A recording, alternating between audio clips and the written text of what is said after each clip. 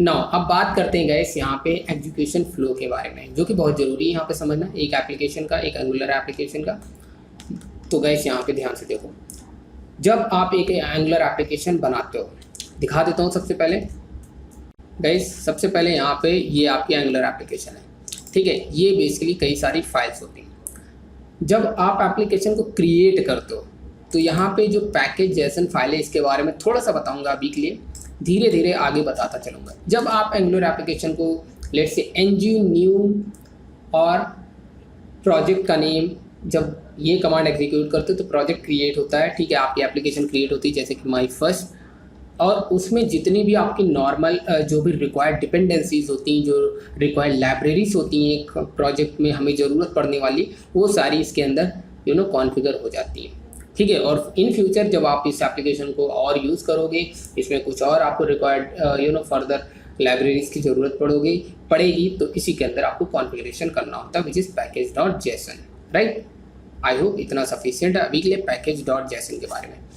अब हम बात करने वाले हैं बेसिकली कि एप्लीकेशन की एग्जीक्यूशन कैसे होता है। जैसे एक नॉर्मल एप्लीकेशन के अंदर कोई भी एक जावा एप्लीकेशन, वो कहाँ से उसका एग्जीक्यूशन फ्लो स्टार्ट होता है, मेन मेथड से, राइट। तो सिमिलरली गाइस, जब हम एंगुलर एप्लीकेशन की बात करते हैं तो ये बेसिकली हमारा एग्जीक्यूशन स्टार्ट होता है कहाँ से गाइस, src फोल्डर के अंदर आपको देखने को मिलेगा main.ts से एग्जीक्यूशन स्टार्ट होता है एंगुलर एप्लीकेशन का। अब चलिए थोड़ा सा अच्छे से समझते हैं कि एक्चुअली एग्जीक्यूशन कैसे होता है। तो जब ये एप्लीकेशन रन हो रही होगी तो क्या होगा कि कोई एक यूज़र रिक्वेस्ट करेगा यूआरएल को, ठीक है। यूआरएल के थ्रू इस पर्टिकुलर एप्लीकेशन को हमारी एक्सेस करने की कोशिश करेगा। तो क्या होगा गाइस, लेट्स से ये हमारी एंगुलर ऐप है, एक यूज़र है जो रिक्वेस्ट करता है, इसने रिक्वेस्ट किया एंगुलर ऐप को।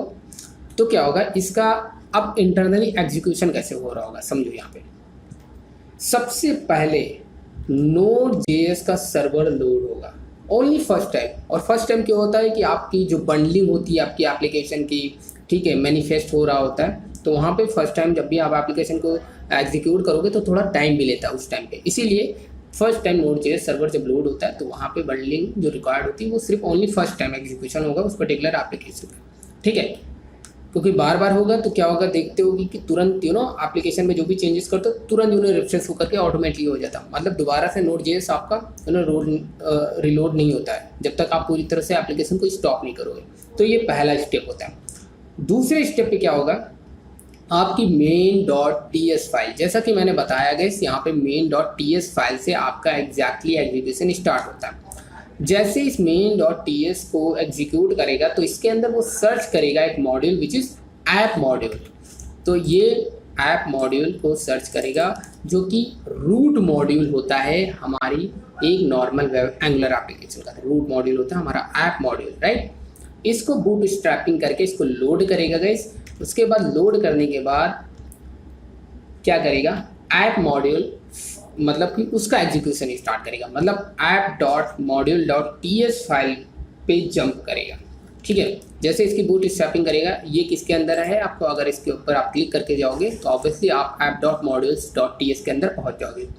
तो यहाँ पे पहुंचा के आपका कंट्रोल, तो यहाँ पे क्या होगा, इसका एग्जीक्यूशन होगा। तो यहाँ पे गाइस क्या हो रहा होगा, आपकी जो कंपोनेंट है, मतलब हर मॉड्यूल के अंदर कंपोनेंट होता है, राइट। तो यहाँ पे बूट स्ट्रैपिंग होगी अगेन कंपोनेंट की, तो यहाँ पे उस कंपोनेंट को लोड करेगा, ठीक है। तो यहाँ पे गाइस अगर देखोगे यहाँ पे क्या करेगा, बूट स्ट्रैपिंग कर रहा होगा कंपोनेंट का, जो कि हमारा क्या होता है, ऐप कंपोनेंट होता है। हमारा रूट मॉड्यूल होता है ऐप मॉड्यूल, और जिसका नाम होता है ऐप मॉड्यूल, और जो रूट कंपोनेंट होता है उसका नाम होता है हमारा ऐप कंपोनेंट। इसके फर्दर हम लोग नेस्टेड कंपोनेंट्स क्रिएट कर सकते हैं, जो कि हम देखेंगे, ठीक है। तो अब क्या करेगा कि ऐप कंपोनेंट को लोड करेगा, ऑब्वियसली बूट स्ट्रैपिंग करके लोड करेगा। तो इसके अंदर जाएंगे, अब इसके अंदर जब जाएंगे तो एक्चुअल हमारा कंपोनेंट एग्जीक्यूट होना स्टार्ट होगा, विच इज़ app.component.ts फाइल, मतलब इसका नेम होगा फाइल का नेम।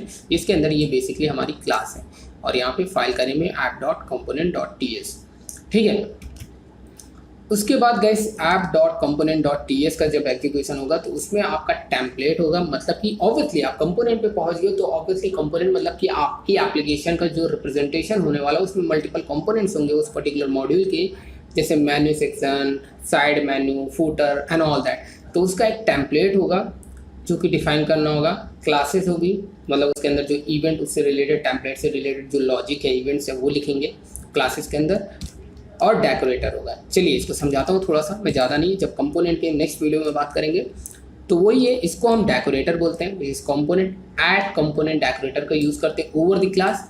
और दिस इज़ माय क्लास जहाँ पे हम टेम्पलेट का लॉजिक लिखेंगे, मतलब जो भी HTML है उसका बैकएंड का जो भी इवेंट्स हैं वो लिखेंगे, click events, over events and all that. और जो टेम्पलेट है गाइस वो टेम्पलेट के अंदर मेंशन किया जा रहा होता है। तो यहाँ पे वो है टेम्पलेट, यहाँ पे डायरेक्टली आप हार्ड कोडेड भी लिख सकते हो, ठीक है। तो टेम्पलेट का URL भी मेंशन कर सकते हैं। तो यहाँ पे टेम्पलेट क्या है, HTML फाइल है और CSS फाइल है, ये दो फाइल है। तो कंपोनेंट व्हाट गाइस, HTML और CSS, और उसका जो बैकएंड का कोडिंग है, लॉजिक है, वो इसके अंदर इवेंट्स लिखेंगे, राइट। तो इसके अंदर आपकी HTML पड़ी होगी गाइस, अगर इसके अंदर आ जाओ तो ये रही HTML जो कि आपको ब्राउज़र पे दिखती है, और ये CSS अप्लाई होती है, जो कि CSS इसके अंदर अभी कुछ है ही नहीं, एम्प्टी है। तो नॉर्मली बाय डिफ़ॉल्ट ये वाला CSS उसी के अंदर है, मतलब उसी पेज के अंदर है, ठीक है, सेपरेशन नहीं है उसी पेज के अंदर। तो ये बेसिकली आपका प्रोग्राम जब एग्जीक्यूट होगा तो यही वाला कंटेंट वहाँ पे दिख रहा होगा, राइट। तो ये था एप्लीकेशन का एग्जीक्यूशन। और अगर मैं इसको रन करके दिखा दूँ guys, just minute, let's say मैं इसको पूरा हटा देता हूँ, अभी के लिए मैं सिर्फ इतना हटाता हूँ, let's say H1 and hello program like that, ठीक है, समथिंग लाइक, ठीक है। इसको मैंने सेव किया और मैं टर्मिनल पे क्या करता हूँ, ng.serve-o, ठीक है।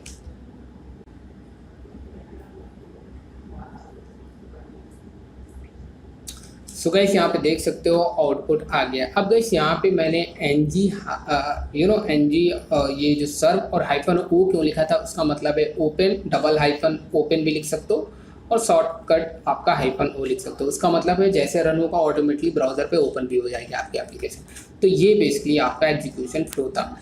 और ये फाइनली गाइस एक पॉइंट और बचा है जो मैं बताना चाहूँगा गाइस, ठीक है। इसको मैं यहाँ से क्लोज करता हूँ, विच इज़ गाइस ये जो भी टेम्पलेट था, जो हेलो प्रोग्राम था, ये बेसिकली क्या होता है, ये लोड होता है आपका index.html के अंदर। मतलब ये वाला हेलो प्रोग्राम बेसिकली जा करके कहाँ पे, ये पूरा H1 उठ के कहाँ पे जाएगा, ये H1 टैग जाएगा आपका फाइनल इंडेक्स app.root को रिप्लेस करेगा या इसके अंदर जाता है, राइट। अगर गाइस आप रन करके देखोगे तो यहाँ पे अगेन वो चीज़ आपको देखने को मिल जाएगी, ठीक है। मैं यहाँ पे अगेन आपको एक बार दिखा देता हूँ एलिमेंट्स के अंदर गाइस, और यहाँ पे देख सकते हो app.root, और इसके अंदर आपका H1 जाएगा, राइट। तो फाइनली आपका पूरा एग्जीक्यूशन होते हुए main.ts से स्टार्ट होता है और index.html पे आकर के ख़त्म होता है, ठीक है। तो ये था हमारा एप्लीकेशन का execution. So this is all about this video guys. I hope आपको ये वीडियो पसंद आई होगी। इस वीडियो में इतना ही। Like and then do something, bye bye, take care, thanks for watching.